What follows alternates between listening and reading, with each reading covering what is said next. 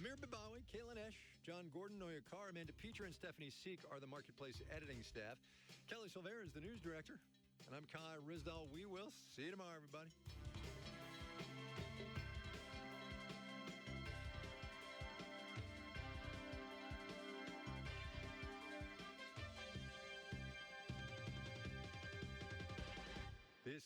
You're listening to Michigan Public. The world is coming up next. On October 7th, 2023, Hamas kidnapped Ali Sharabi from his home. His wife and daughters were killed. They took him into Gaza, where he was held for 491 days. You're chained 24/7 for 400, almost 85 days. How one hostage survived and chooses to celebrate life on the next Morning Edition from NPR News. Morning Edition is tomorrow from 5 to 9. Support for Michigan Public comes from FIM, Flint Symphony Orchestra, presenting Strauss's Ein Heldenleben and Ravel's Piano Concerto in G. October 11th at Whiting Auditorium. More at thefim.org/piano-NPR. Michigan Public is WUOM 91.7 Ann Arbor, Detroit, WFUM 91.1 Flint, WRSX 91.3 Port Huron, WLNZ 89.7 Lansing, WVGR 104.1 Grand Rapids. Catch up with us online at michiganpublic.org. It's 7 o'clock.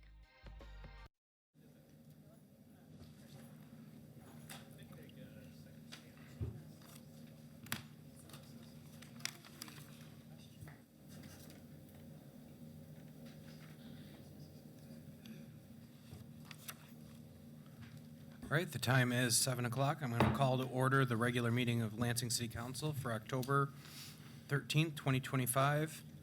Clerk Jackson, could you please do the roll? Certainly. Councilmember Palavanaglou. Councilmember Spatafor. Councilmember Brown. Present. Councilmember Carter. Here. Councilmember Garza. Here. Councilmember Hussein. Councilmember Jackson. And Councilmember Koss. Here. We have a quorum. Councilmember Hussein is not present. Is there on to meditation, pledge allegiance. anyone that we want to remember tonight before meditation, pledge of allegiance? Okay, seeing nothing, can we please rise?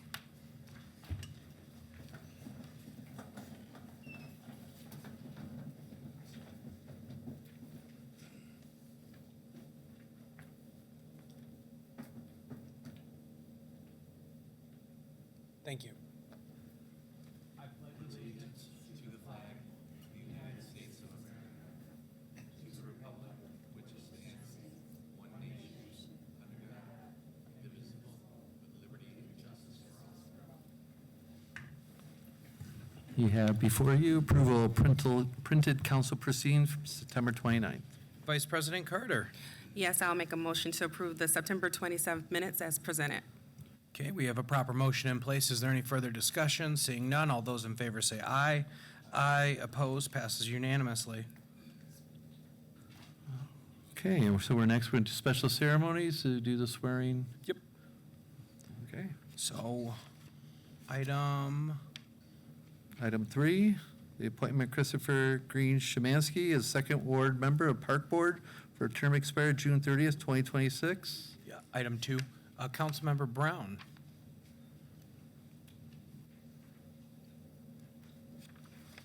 Yeah, so this under the consent agenda? Yeah, it's on the consent. He's here to get sworn in. Yep, they came to the, excuse me, the committee, and was unanimously approved to serve for second ward member of the Park Board. Okay. So with that, we have a proper motion.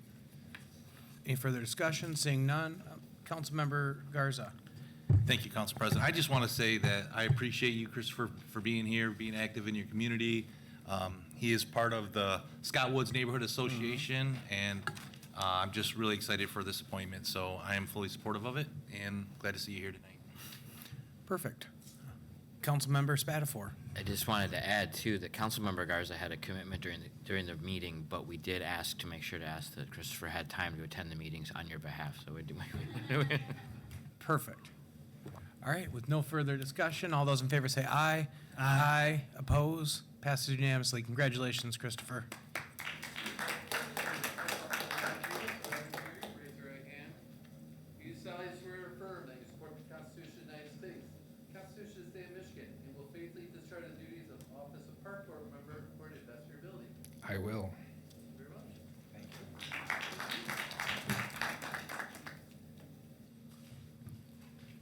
Okay, while they're filling that out, we can move on to comments by council members and the city clerk. Council member comments.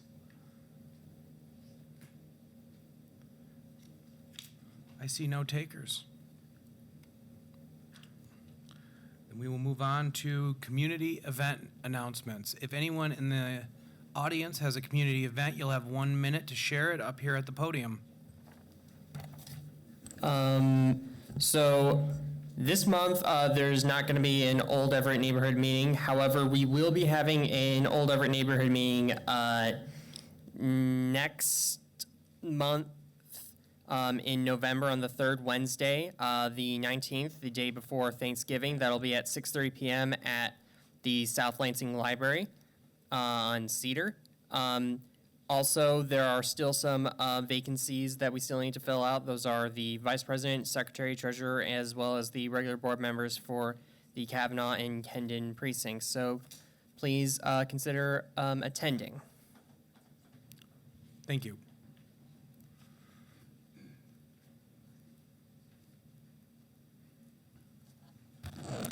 Put on your running shoes. This Saturday at 10 a.m. in Mount Hope Cemetery is the 13th annual Race to Restore 5K Run Walk, and it's our largest fundraiser for the Friends of Lansing's Historic Cemeteries. You can register online at runsignup.com, or there are links on our Facebook page at Lansing Cemeteries, or our website at landsemfriends.org. Again, that's this Saturday at 10 o'clock, Mount Hope Cemetery 5K Run Walk Race to Restore, our biggest fundraiser of the year that enables us to do the restorations in the cemeteries that we have so far done 140 of in Mount Hope Cemetery. Thank you.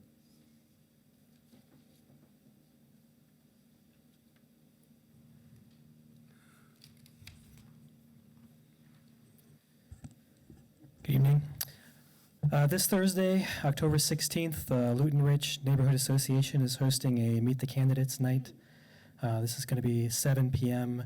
at the Mayflower Congregational Church on Mount Hope, just south of the Lansing Country Club Golf Course. So all are welcome, and we hope to see you there. Any more community event announcements? While I'm here, anyone who lives on the south side or likes visiting the south side, this Saturday, the 18th, we do a monthly walk through Scott Woods and through Hawk Island Park. So if you're interested in joining us this Saturday at 10 a.m., we'll start at the Clifton Park entrance, or at the Scott Woods Park entrance on Clifton Road. If you like walking, please join us. Thank you. Any more announcements? So since I have the mic, I will share some comments on behalf of the city clerk. On Saturday, October 25th, from 1 to 3, we have our annual Souls to the Polls Trunk or Treat event at our new Lansing Elections Office, 701 West Jolly. That's just off the corner of South Washington and Jolly, across from the Quality Dairy, right next door to Epicenter of Worship. We're excited to have great neighbors like that. That'll be the first day that we are open to the public. We'll have candy, music. It'll be outside, and all ages fun Halloween voting activity will be inside. And at that same date, same location, we'll start early voting starting at noon until 4 that day. So it'll be a great way to break in our new building with early voting.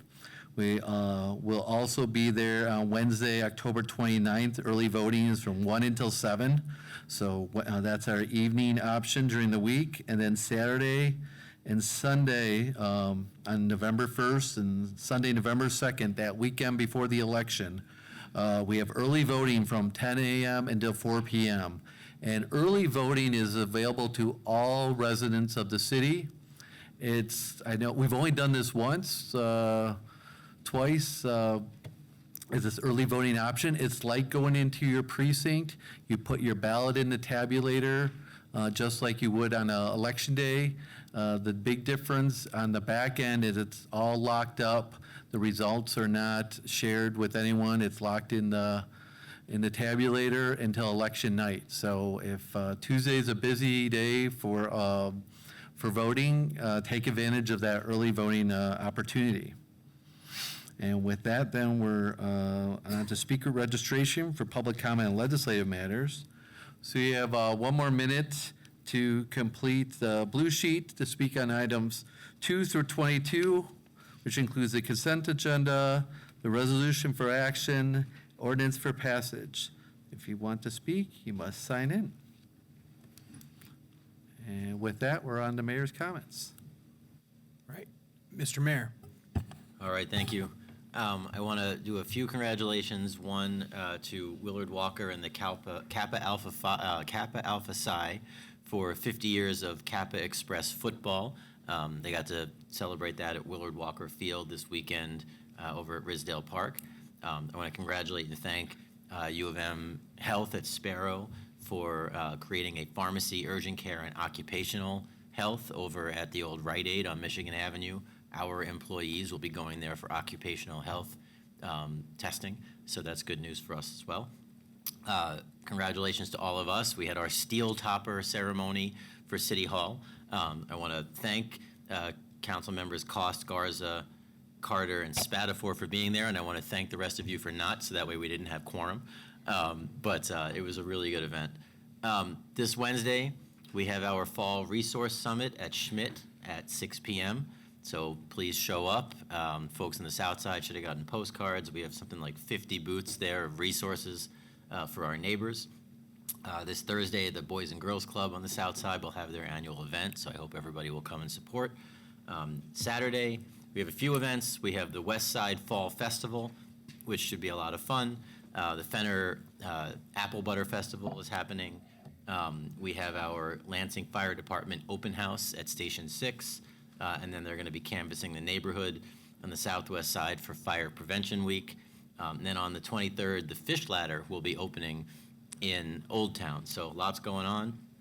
A few quick announcements. One, Michigan Avenue west of 127 will be completely open on Friday. Yay! Now, east of 127, they're just starting that construction over by Red Cedar because for those who are paying attention, that's the area where the governor in her State of the State said it was like driving on the moon.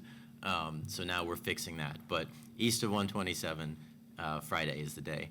Our neighborhood grants will be opening shortly for application this month. So neighborhood organizations, I know you're all involved, and many out there, neighborhood organizations, please apply for funding. And then last but not least, our LEDC Empower program application is open through the end of the month. So we encourage everybody to check out those grants and apply. lansingmi.gov/grants has all of our grants. Thank you, Mr. President. Thank you for sharing more construction on Michigan. I hope you enjoyed your last public comment. I want to, before we move on to public comment, I am going to share a statement. At this city council meeting, we affirm the importance of every individual's right to speak and to be heard. Public comment is a vital part of our democratic process, and we welcome diverse perspectives in a space that values respectful dialogue. To maintain a productive and inclusive environment, we ask all participants to speak respectfully and listen attentively, even when opinions differ. Everyone deserves to share their views without interruption, intimidation, or hostility. Please be reminded that this forum operates under established rules to ensure fairness and order. If a participant speaks out of turn, disrupts others, or refuses to follow the rules of conduct, they may be asked to leave the meeting. Let us all do our part to contribute to a respectful, thoughtful, and civil discussion. Thank you. Okay, so with our first speaker is Cody O'Neill, followed by Nicholas Zandy.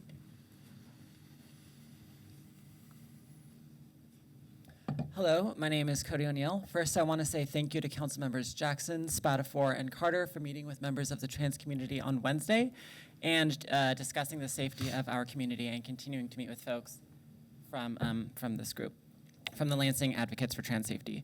In preparation for these discussions, I wanted to offer some concrete actions that City Council can take to solidify your support of and continued protection of the LGBT community. Collaborate with advocacy groups to develop policy, build strategic partnerships between government, businesses, community groups, and nonprofits to support the LGBT community. Ensure queer folks are free from discrimination by individuals, businesses, government actors, employers, educators, and housing providers in the city of Lansing. Direct the city attorney and mayor to join in or initiate legal battles protecting members of the LGBTQ+ community. Commit to prioritizing budgetary expenditures in alignment with these values. Provide education and outreach to community members and businesses throughout Lansing. To collect disaggregated data on the efficacy of existing local and state anti-discrimination policies. Invest in skill development and education for marginalized groups. Establish an LGBTQ community advisory board. To enforce Administrative Code Title 12, Section 29707, to ensure publications which promote discrimination are not circulated. For example, an anti-trans billboard that was up on Michigan Avenue a few months ago. Commit to expedient investigation of discriminatory practices. In that same part of the code, the current estimation to contact a claimant is 45 days. That could be expedited. Include a ban on conversion therapy in city code. Conversion therapy is already banned in Michigan in 2023, but good to double up. You never know what's going to happen. And of course, encourage leaders of other cities and state elected officials to enshrine similar protections. Thank you. Thank you. Our next speaker. I'm asking kindly that we do not clap. We have differing opinions. I understand. I have to keep order in this room, please. Thank you. So Nicholas Zandy, followed by Lyra Opiknik.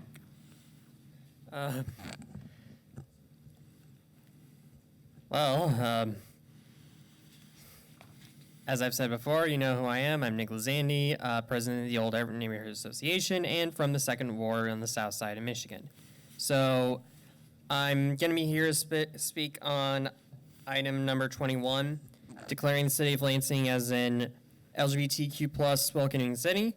And I do openly support this. However, I do believe this should have been done much earlier, probably before Trump was even elected president, because this is something that should have been done like way earlier, because the LGBT community has been harassed and discriminated against long before even our current administration, because I'll tell you this much, a lot of them have been not allowed to get a wedding cake for them, which led to a nonsensical Supreme Court decision. And also, it took until, I think 2015 for them to legally be allowed to marry. So, in fact, Bush based his entire re-election campaign on homophobia, almost entirely on homophobia.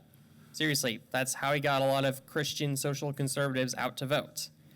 So, yeah, this has been a problem pre-Trump, and not to minimize any of the negative effects Trump has had, but it still has been a problem for a lot of our history. And also on top of that, this whole thing, I'm also going to have to speak here on that incident that happened at the Avenue Cafe, which I wasn't there for, but it did happen according to the Avenue Cafe. So someone came in and threatened a lot of people and cited Hitler's best-selling novel, Mein Kampf, and made several threats to people just because they happen to be LGBT, and it's definitely part of a pattern because I've noticed a bit of graffiti at a bus stop during last year's Pride Month. I don't know if it was the same person who did that, but It wouldn't surprise me if it was, and I just want to state that I condemn the attacks.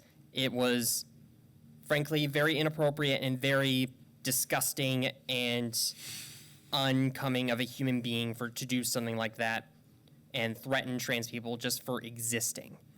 And I think the city of Lansing not only needs to make sure that the city of Lansing is welcoming for LGBTQ plus people, but also make sure that they have actual material protections from people who actually want to make their lives worse.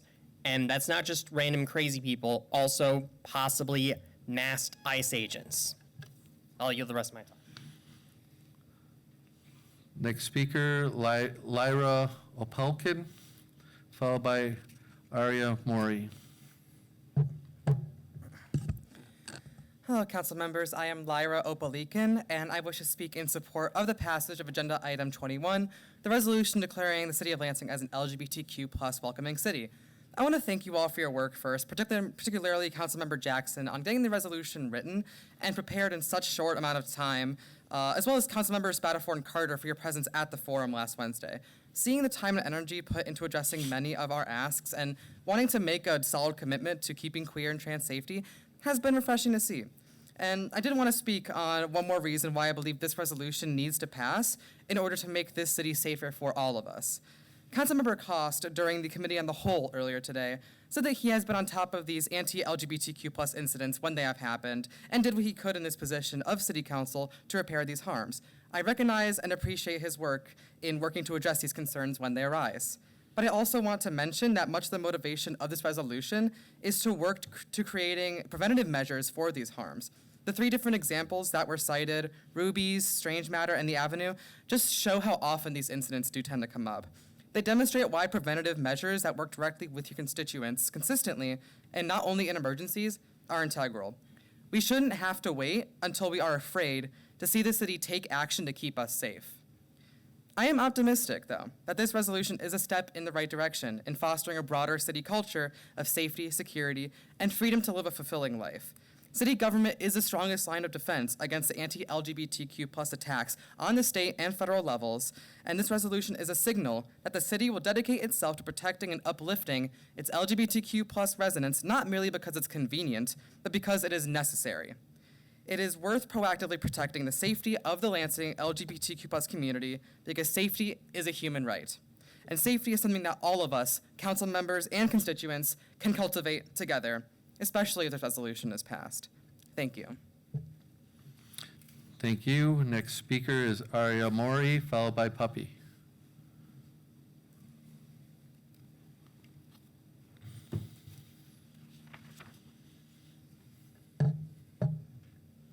Good evening to all of you. My name is Arya Mori, and I am a Lansing City resident. I'm here today to request this council approve the resolution declaring Lansing as an LGBTQ plus welcoming city. There have been many moments in my life where I have learned of the hatred that exists for our LGBTQ plus neighbors. It is not a new concept for me or most of the people in this room. But recently, it has become far louder and uglier in its actions within our city. This is something that cannot be allowed to continue. This resolution provides a foundation for how we expect to protect one another and speaks to our value of diverse perspectives within our city. It safeguards basic human rights for our LGBTQ plus residents, and it calls for specific actions in order to be a more welcoming city. I urge you to think about the tangible aspects and implications of this resolution on a day-to-day basis. I think of all of the trans children who will grow up in this city knowing there's a place for them at the table. For the LGBTQ plus newcomers who will choose this city to set up their lives, and for the queer residents at large who will not only be more protected but flourish. A city where we treat all of our neighbors as we would want to be treated. It is true that resolutions in their most simple forms are just words, like many other governmental documents. But words are what builds protections when other systems fail. Words are what govern, motivate, declare, inspire, and create action. Words are the beginning, and they are what's left when all else fails. Day after day, we see and hear in the news how many systems are failing us right now. I deeply urge you to pass this resolution.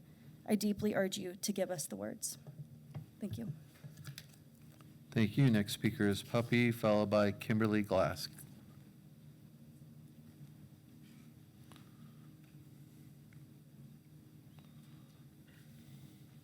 Good afternoon. My name is Puppy. My pronouns are they, it, and she. We are not interested in solutions involving the police. During last week's EDI meeting, Councilperson Jackson asked why we weren't interested in solutions involving the police, as I'm sure many of you have similar questions.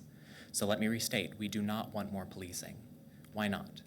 Our law enforcement system is comprised of people and policies historically biased against Black, Indigenous, people of color, folks who are LGBTQ+, and many other minorities who unequally face scrutiny by the police.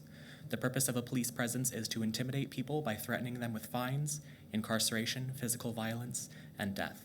And this is how the American policing system has decided to dissuade people from breaking the law, but it only works until the until the police's back is turned. Police officers are paid to evoke fear in the community they're supposed to be a part of. Why would their presence make me or anyone else feel safer? Instead of investing in a law enforcement system that tries to make citizens too scared to act out as long as they think they're being watched, the city needs to invest in its community. It needs to encourage citizens to come together, to care for each other, to learn together, to get to know each other, and to love each other. The enemy of fascism is community. Fascism feeds on fear. Anyone can be silenced if you scare them enough. Organizations at every level that are designed to instill fear in others is an enemy to their communities. Allowing fear to win only gives these organizations more power. I feel safest when I'm surrounded by people who are unapologetically themselves.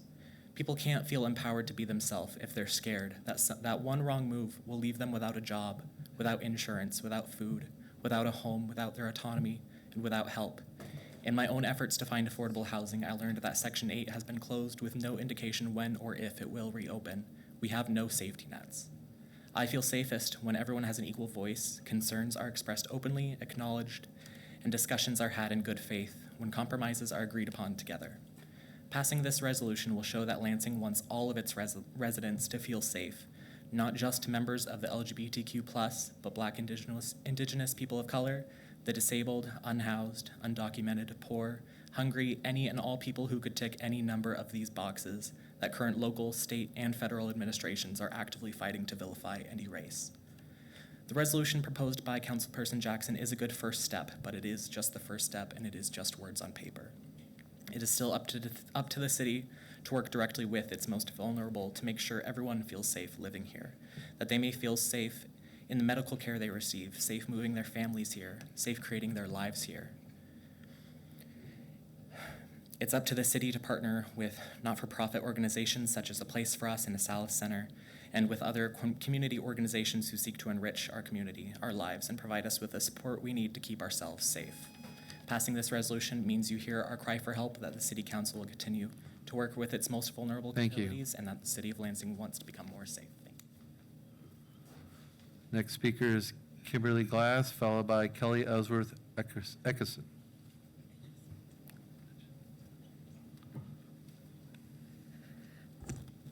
Good evening. My name is Kimberly Glass. I'm a resident of the City of Lansing. And first of all, I would like to thank the City Council for putting forth a resolution to make Lansing, Michigan an LGBTQIA+ welcoming city.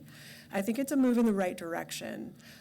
This resolution aligns with our values as a city. One of the most amazing things about Lansing is the community that we all find here. Our neighbors are there to help us. They're there to help us, take groceries out from our car and help our kids cross the street when they're getting ready for school in the morning. And I think we can all agree that everyone in the city of Lansing deserves protection. All of our city residents deserve to be welcomed and feel like they're in a safe place. This is all of our transgender neighbors, and all of the kids, too, that attend Lansing schools or are watching all of us. The children in this city who are trans, who are LGBTQIA+, are seeing what we all do, and they're looking to us to make sure that we are upholding their rights because they cannot speak for themselves. There's a lot of people in the trans community who may not also feel safe in a public forum. I look forward to a world where everyone feels free to be themselves, where people don't have to walk in fear. And I think that adopting this resolution is a step in the right direction. For Lansing to say that we as a city are upholding our values of community, that we are a welcoming place where people want to go. There are so many people who are fleeing states that are not trans-friendly, like Texas, for example, where laws and civil rights are being eroded quickly at the federal level. And Lansing, I've found, is a welcoming community. I really appreciate the City Council's attention and direction to this matter, and I hope, as other speakers have said, that you can work with local nonprofits and organizations such as Solace Center or the Advocates for Trans Safety and other groups that are out there just working to make the world a better place for all of us. I'm really excited that we can all be a part of it together, and I encourage my local neighbors and fellow residents to also speak up and stand out in support of the LGBTQIA+ community whenever you can, because they need to know that as allies we have their backs. So thank you all for your time, and thank you so much for considering this resolution.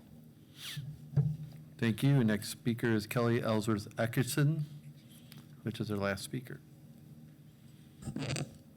Greetings. My name is Kelly Ellsworth Etchison, and I am the Chief Diversity Officer for LAFQ.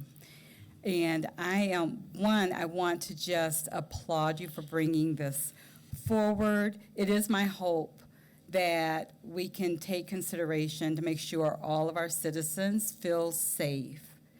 That's not a lot to ask. We need to make sure our citizens are feeling respected. No matter your views, everyone deserves to live without fear. I understand through my work that I do that unless you are impacted, oftentimes people become dismissive of others' realities. I am here to support the safety of our community members by passing a resolution declaring the city of Lansing as an LGBTQ plus welcoming city. I do again applaud you for your courage. I am asking that you do the right thing, as Maya Angelou would say, and adopt this resolution. Thank you. That concludes public comment. We are on to the consent agenda. Vice President Carter. Thank you, President Cost. I will move the following consent agenda items as follows. The appointment, we've completed that. The reappointment of Linda Sanchez Gazella as citizen retiree, member of the Employees Retirement System Board of Trustees, term to expire June 30th, 2029. The reappointment of Mike Drambowski as First Ward member of Park Board for a term to expire June 30th, 2029. Reappointment of Nate Scramlin as an at-large member of the Park Board for a term to expire June 30th, 2029. The council staff salary adjustment, city council administrative assistant. The liquor license Zik and Notch Foods LLC for SDM and Class C licensed Sunday sales, AM/PM entertainment, additional bar and social district permit at 1218 Turner Street. Setting a public hearing on the noise special permit public service. Department requested to allow for the Lansing Avenue Pump Station project at 1701, 1711 Lansing Avenue. A series of traffic control orders regulated at 4035 Bridgeport Drive, to install a stop sign on Woodrow Avenue at Ray Street, to install a yield sign at Joshua Street at K North Road, to regulate parking along 400 block of South Washtenaw Street between Pine Street and Walnut Street, regulate parking along the 100 block of East Lenawee Street, regulate parking along River Street between Hazel Street and Elm Street, install a stop sign. Install a stop sign on Florence Street at Ray Street, and the regulate parking along Tranter Street, and the regulate parking along J Street. Then we have a grant acceptance for Automobile Theft Prevention Authority grant, a grant acceptance of Office of Highway Safety Planning, grant and a donation acceptance, Michigan Education Association donation to the CARE Unit for domestic violence efforts. And you only ran over 30 seconds. I know. Is there any further discussion? Seeing none, all those in favor say aye. Aye. Opposed? Passes unanimously. You had to say more than I usually do. Well done. We're on to resolutions for action, declaring the city of Lansing as a LGBTQ plus welcoming city. I have Councilmember Jackson. Thank you, Mr. President. Before I read the resolution, I'll just say that it wasn't brought really by council or any council person or group. It was brought by you all. We're not courageous for bringing it up. You all are courageous for organizing and coming here more than once, more than twice, and demanding things. So then, after you all organized and came here, we took it up in our committee.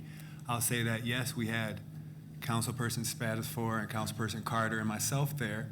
I also saw Councilperson Cost there, but no one else could be there. So Councilperson Spatafor recommended that we take this to the committee of the whole, since it's so important to all of us, so that we can all deliberate on it. And we wanted to have a resolution to discuss, so that's how we got here today. So with that, I'll read the resolution. Resolution declaring the city of Lansing as an LGBTQ plus welcoming city. Whereas the city of Lansing welcomes people of all backgrounds and believes that diversity is one of our greatest strengths, and whereas Lansing thrives when all residents and visitors are safe from violence, discrimination, and intimidation, and whereas threats against Lansing's LGBTQ plus community and LGBTQ plus supportive businesses have been on the rise, fueled by harmful rhetoric at the state and federal levels that emboldens bigotry, intimidation, and vandalism, causing emotional harm, property damage, and economic loss. And whereas the Lansing City Council strongly condemns all acts of violence, harassment, or intimidation against the LGBTQ plus community, and reaffirms that every individual has the right to live freely and safely in our city. And whereas the city of Lansing recognizes that in the face of inadequate state and federal protections, we must take proactive steps to safeguard our most vulnerable residents. And whereas any threats, harassment, discrimination, or acts of intimidation by city employees or organizations receiving city funds will not be tolerated, and appropriate disciplinary or corrective action will be taken. And whereas the Lansing City Council will develop pro-LGBTQ plus ordinances and policies and encourages the administration to do the same to ensure that existing and new programs are inclusive and accessible to LGBTQ plus affirming individuals and businesses, and to place LGBTQ plus community members to city boards and commissions, or establish a LGBTQ plus advisory board to ensure representation and inclusion in civic decision-making process. And whereas the Lansing City Council supports the right of transgender and gender-diverse individuals to access gender-affirming care safely and without interference, and encourages the administration to issue an executive order safeguarding access to such care, including prohibiting the use of city resources to block, investigate, prosecute, or detain any person, or providing gender-affirming treatment. Now, therefore, be it resolved that the city of Lansing proudly welcomes and encourages members of the LGBTQ plus community to live, work, and thrive here. Be it finally resolved that the Lansing City Council declares Lansing an LGBTQ plus welcoming city where every person's identity and sexual orientation are supported and embraced, and where acts of hate or harassment have no place in our community. I'll move the resolution. Okay, the resolution has been moved. Do we have any further comment on this resolution? Seeing none, all those in favor say aye. Aye. Aye. Oppose? Passes unanimously. Okay, then we are next to the ordinance for passage, which I will read into a record. An ordinance of the City of Lansing, Michigan to amend Chapter 206, Purchasing Contracts and Sales, specifically Sections 206.01, .02, .03, .05, .6, .07, and 206.16 to increase the dollars amount threshold for competitive bidding and related purchasing requirements to reflect inflation since 1994 and to provide for an annual modification of the threshold in accordance with the Consumer Price Index. Is read for the second time by its title. The ordinance was reported from the Committee of Ways and Means and is on the order of immediate passage. Councilmember Garza. Thank you, Council President, and thank you, Clerk Jackson. So as Clerk Jackson stated, this has already been through committee. We had our public hearing on it, and basically this ordinance updates the outdated 1994 ordinance purchasing rules, reflects inflations, streamlines procurement, and strengthens support for local Lansing businesses while maintaining transparency and accountability. And with that, I would move the resolution. Okay. Do we have any further comment? Seeing none, can we get a roll call vote, Mr. Clerk? Certainly. Councilmember Brown. Yes. Councilmember Carter. Yes. Councilmember Garza. Yes. Councilmember Jackson. Yes. Council President Koss. Yes. Councilmember Palavaglu. Yes. Councilmember Spatafor. Yes. Motion carries. Do we have immediate effect? I'd move for immediate effect. Okay. We have a proper motion for immediate effect. Any further discussion? Seeing none, all those in favor say aye. Aye. Opposed? Passes unanimously. All right, with that, we are to speaker registration for public comment on city government-related matters. So any of you who would like to speak on city government-related matters, you have 1 more minute to go to Sahan here and fill out a yellow sheet if you have not already done so. And so with that, we're on the reports of city officer boards and commissions. Communication petition. Vice President Carter. I motion that all items be considered as being read in full and that the proper referrals be made by President Koss. Proper motion in place. Any further discussion? Seeing none, all those in favor say aye. Aye. Aye. Opposed? Passes unanimously. All right, we have items from the city clerk, minutes and boards and commission. Place on file. We have a nonprofit recognition for Peckham Vocational Industries. Committee of the Whole. We have city council meeting schedules for 2026. Committee of the Whole. Executive Order 2025-01, establishing a prohibition for private filming for commercial purposes in city buildings. Place on file. We have items from the mayor, SLU 1-225, setting a land use permit at 3011 Turner Street to authorize state licensed adult foster care small group home and a hearing for that. Development and planning. Development and planning. And then we have obsolete property rehab act district for 1204 South Washington. That's for Little Rock Ventures LLC and a hearing for that as well. That is both going to be development and planning. And then we have obsolete property rehab act district for 414 Baker Street, asked by Maximilian Boards, and the hearing for that as well. Both development and planning. And the donation acceptance from Myers for the Great Bubble Barrier in the Grand River. That'll be Ways and Means. And then a communication petition. We have an affidavit disclosure from Sean McNamara from the Lansing Police Department. That'll be Ethics Board. Next, a motion of excuse absence. Vice President Carter.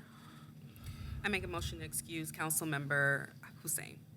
Okay, we have a proper motion in place. Is there any further discussion? Seeing none, all those in favor say aye. Aye. Opposed? Passes unanimously. All right, we're remarks by council member. Any further remarks by council members? Seeing none, we are moving right along. All right, then, did you say the mayor? The mayor declined? Oh, no, he doesn't get any more, remember? More construction on Michigan? I haven't forgot. That's right. I'm going to withdraw that one.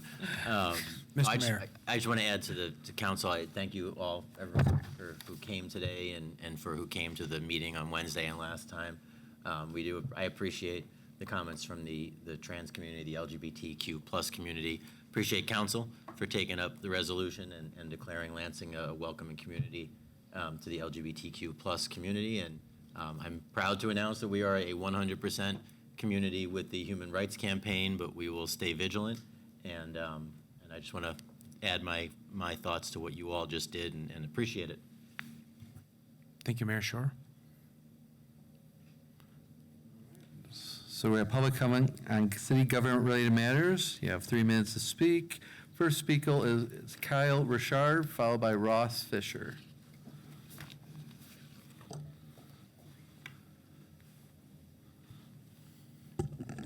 Good evening. Kyle Richard, 4th Ward.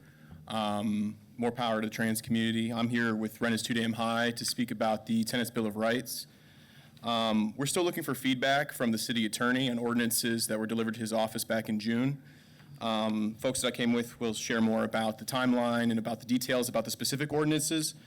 But I just wanted to share that I've been down at the South Lansing Farmers Market every Thursday for the last almost 3 months now, talking to folks about Tenant Bill of Rights and their housing situations and just kind of what's going on in town. And, you know, folks are really excited about the idea of a Tenants Bill of Rights. And when I talk to folks, you know, I think that, you know, if you're living, breathing, love yourself, love your neighbor, this is common sense stuff. And, you know, like I said, Anuja and Ross will go more into the timeline of our interactions with the city attorney and with all of y'all. I did want to highlight, I really appreciate you taking the time to speak to me after the meeting, Councilman Garza. I sent you an email with some details, asked about potentially setting up a meeting, and I didn't hear back from you. I would still be open to have a meeting to talk about it. But yeah, this is people's lives are on the line when we talk about Tenants Bill of Rights, when we talk about housing. And so, you know, as we hear more from folks about kind of the struggle that we've been having working with the city attorney's office, and even getting this off the ground and into discussions, if there could be a little bit more urgency on y'all's end, we'd love to see that. Because again, I've been at South Lansing every Thursday. People are excited about this. We've got over 1,000 names of support from the community who want to see this passed here at the Lansing City Council level. And so, I would love to see that from y'all. Thank you. Thank you. Next speaker is Ross Fisher, followed by Anjas Sudahan. I also want to commend the City Council for the passage of the ordinance, or the resolution, I should say, supporting our LGBTQ neighbors. I want to also talk about the Tenant Bill of Rights that the Rennes High is supporting and has been out in the community talking to a lot of residents about. The idea behind the Tenant Bill of Rights is it gives the City Council a chance to use the powers that you have as a city government to improve the housing conditions for renters, reduce homelessness, and help deal with a lot of the issues related to housing that we often come and talk about at City Council. If you look at Lansing's municipal code and you compare it to some other city municipal codes in Michigan, one thing you notice is Lansing's housing section is way shorter than cities that are larger than Lansing and cities that are even smaller than Lansing. Detroit and Kalamazoo would be 2 examples of that. And so we have drafted a series of 5 ordinances that we have sent to the city attorney's office. They include fair chance access to housing, which gives returning citizens from prison a better chance at being able to rent housing and reduces discrimination that they often face in that process. It also protects the right of tenants to organize without fear of retaliation from landlords or management companies. The third is the right to counsel. A lot of low-income tenants do not have legal representation when they're facing eviction, and this would provide that and also reduce homelessness. Also expanding protections for the right of tenants to repair and deduct is an existing protection they have under state law, but this would expand that protection and strengthen it here locally. And the right to renew, which extends the amount of time that tenants have to move in the case that the landlord decides to not renew their lease. If they're in good standing, it gives them 90 days instead of 30 days. And as Kyle mentioned, we've been out in the community talking to residents about this, a lot of support for this, and we've been waiting on the Office of the City Attorney for a review of these ordinances. And so we're here on council tonight because we've been talking about this for a while now, and the hangup we're facing right now is we need that review from the Office of City Attorney on these ordinances that we've submitted. So our ask is to review those as soon as possible and give us this feedback, because this is something that a lot of people in the community want, and we're looking to move forward on this. So thank you for your time. Thank you. Next speaker is Andrejan Suderhan, followed by Linda Appling. Hello, City Council. My name is Anuja Sudarshan, and I am a resident of the First Ward. So I've been a member for over a year of Lansing's Rennes to Dam High. We're a local tenant union in the community, and I'm sure you've heard all about us. We've been focusing on a tenant unity campaign, which is multi-pronged and focuses on all sorts of advocacy, mutual aid towards the local camps that you are currently sweeping, and evictions previously this year at Sycamore Townhomes, as well as other projects. We understand, obviously, that change at a local level through City Council is also vital to protect renters in Lansing. So we came up with these draft ordinances from other cities and localities that have passed any of these or multiple of these. Fair Chance Access exists in Detroit, Kalamazoo, Ann Arbor, and Flint. Right to Renew exists in Ann Arbor, and Right to Counsel exists already in Detroit. These are common sense ordinances that have been introduced at the state level also in the last Democratic trifecta, and these have been introduced by local state reps and state senators, and we basically drafted these, and in June, we had our first one-on-one meeting with Councilperson Cost, who gave it to the city attorney. This was back in June. And then in September, I met with Council Member Pelivanoglu, and then later also in the next week with Council Members Carter and Brown. And that was in September, and we haven't heard back from the city since. I've emailed probably at least 2 to 3 times since then. And we have been seeing in real time how renters' rights affect so many people in Lansing. And the things that I hear about from our petition gathering are quite frankly obscene and at best negligent. Housing conditions are terrible, no water for weeks, mice, roaches, random leaks. I've heard horror stories about things that just happen with no accountability here in Lansing. But yeah, we gave this to city attorney back in June, and we still have not heard back. And these are things that we have gained broad support from Lansing. So far, we've gained over 1,000 signatures. These are things that everyday people here in Lansing are fighting for their conditions and fighting for literally just to survive here. So yeah, thank you for your time. Thank you. Next speaker is Linda Appling, followed by Lori Adams Simon.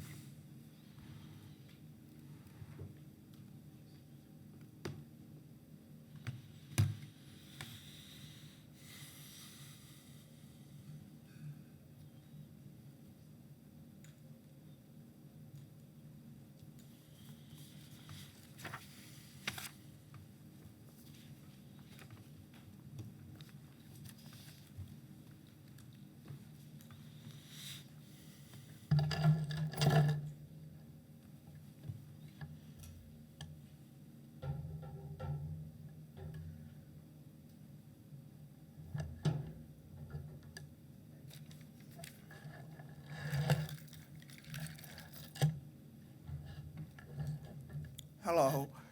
For the record, my name is Linda Appling, and I am a resident of the city of Lansing. I gotta move this thing down. One, I'm here to talk about the charter, city charter. One, while a significant amount of work went into crafting the ballot proposals, it fails to expand the powers of the people and rather seeks to slim their rights. Expanding the council by 1 seat does absolutely nothing. It's totally meaningless. 2, they have failed to allow for election of the city attorney. The city attorney should be elected. It should not be something that is appointed by the mayor. Having city council elections Every 4 years means we will have the best council money can buy. Minimum discussion will occur on city issues. No significant changes have occurred with the Board of Water and Light. The mayor appoints the board. Citizens are not given direct input into who will be on the board. It's my opinion this will continue to allow the BLW to increase prices. Eaton County is still not included in the selling of city assets, which we have paid for. Once again, we will be forced or found with the same situation that has occurred with the zoo. Also, the Charter Commission has kept the mayoral form of government. No justification of this has been made. Other cities, such as Grand Rapids and Ann Arbor, do not have such a system. These cities are some of the most prosperous in the state of Michigan. In summary, I encourage residents of Lansing to reject this charter. It does nothing for us. Send them back to write a charter that expands the rights of the city residents and gives us much more voting power over, say, the city attorney, rather than what we currently have. It's my opinion that this revision is simply a sham.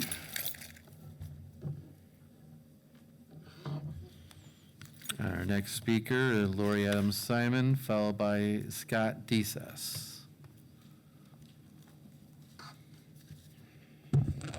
Good evening.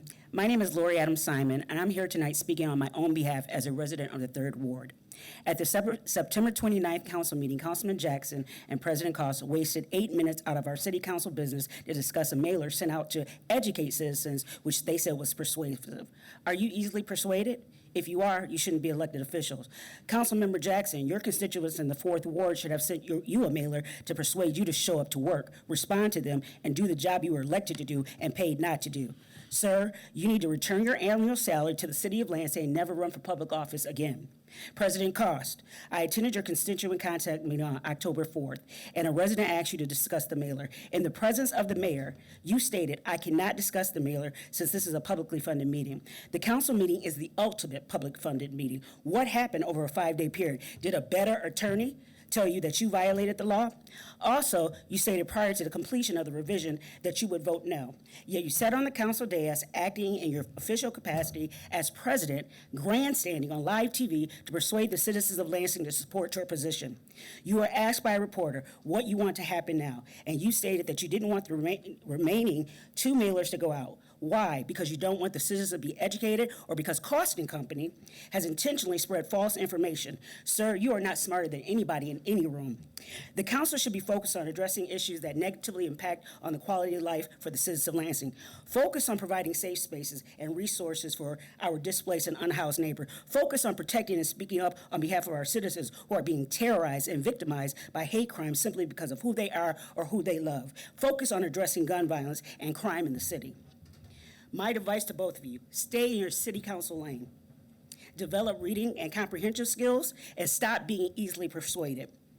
And if either of you want to have a discussion and be educated about the proposals, my office hours are from 9 to 5. Your charter, your choice.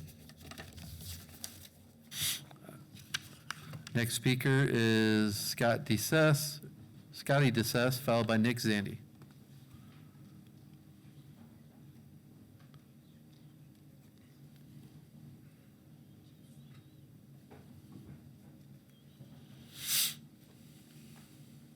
My name's Scotty Deses. Did all you receive the letter I sent to you today?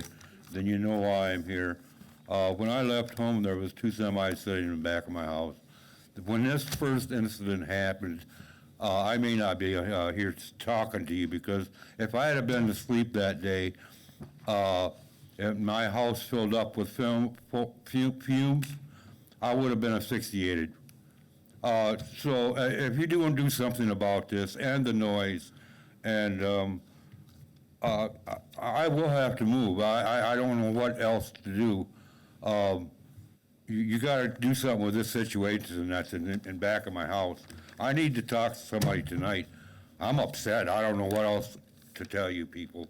You know, Brian, I need to talk to you, or I need to talk to you, Mayor. Thank you. Our last speaker is Nick Sandy.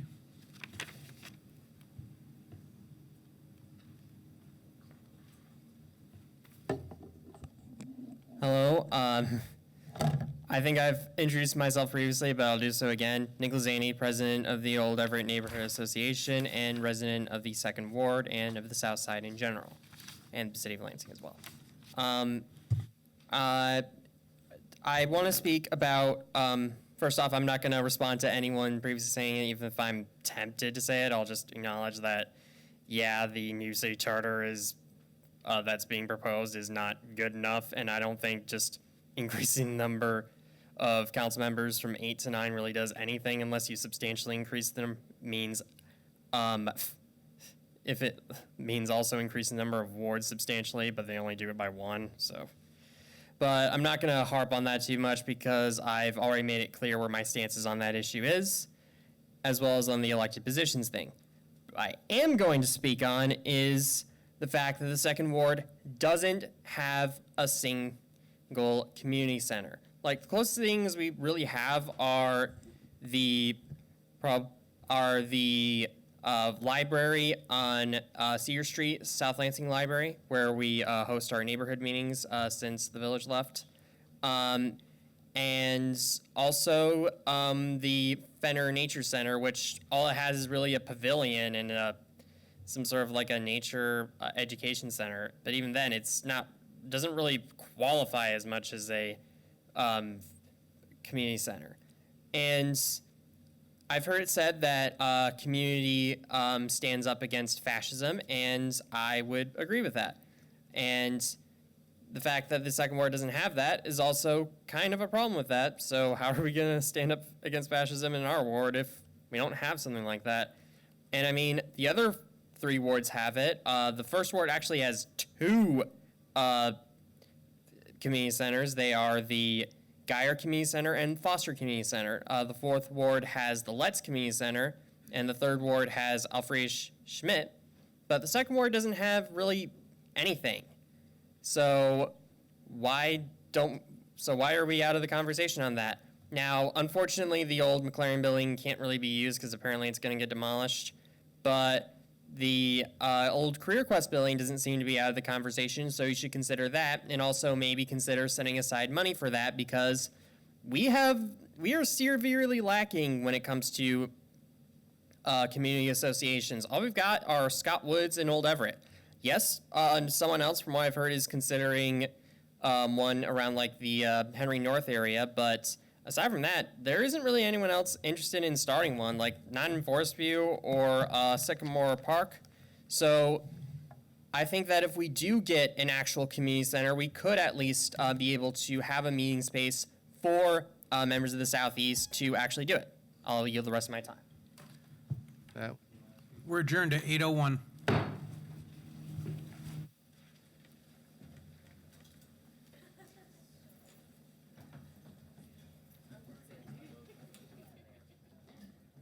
International attention, including resources and boots on the ground.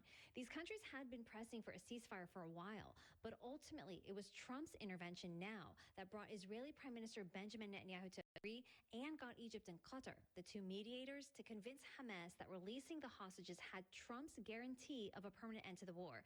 But what comes next is murky, and there is still a lot that needs to be worked out.